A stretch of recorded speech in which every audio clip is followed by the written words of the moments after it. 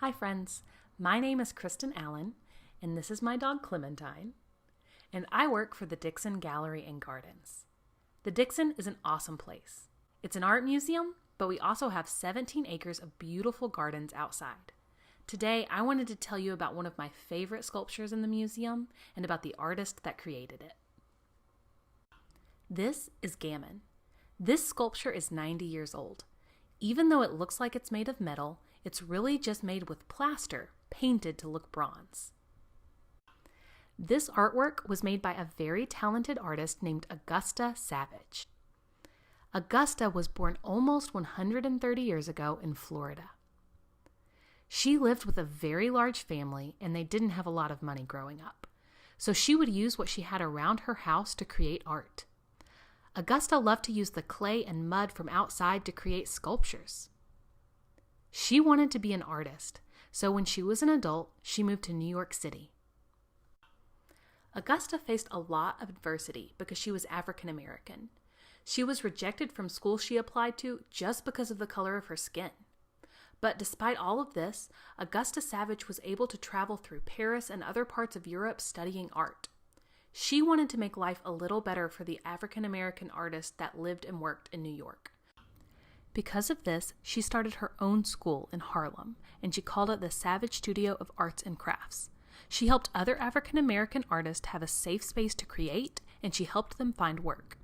Even though she struggled financially all her life, Augusta never stopped making art, and she helped many other artists succeed. She is best known for creating portrait sculptures. She loved to create portraits of her friends, neighbors, and famous African Americans. So now that we've learned a little bit more about Augusta Savage and her incredible life, I'd like to show you how to make an artwork inspired by her. Today, we're going to use recycled materials to create our own portrait sculptures. For this project, I wanted to use supplies that I already had, so I found an empty cereal box and I cut up a package that I had received in the mail. If you don't have cardboard, you can use anything lying around. You can go into your backyard and gather leaves, sticks, and rocks, or you can just find scrap pieces of paper. Augusta Savage was always very resourceful and she would use the supplies that she already had. I like to start by creating a base for my sculpture. So I opened up the cereal box, sketched out a circle, and cut it out. Once that was finished, I used my other scraps of cardboard to create the features of the face. I sketched out eyes, a nose, eyebrows, a mouth, and eyelashes.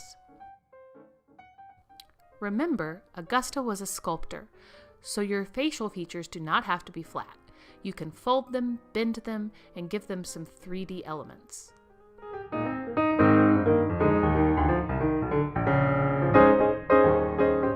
Once I had all my pieces cut out, I glued them down with a glue stick.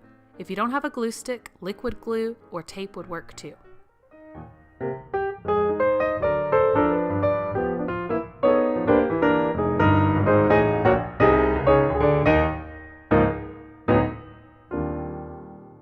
Finally, I created the hair using more scraps of cardboard that I folded to give a texture.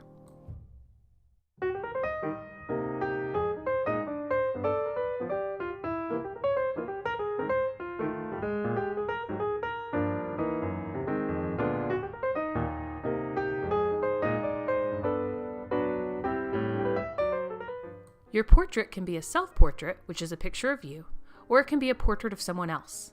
You could even make portraits of your whole family.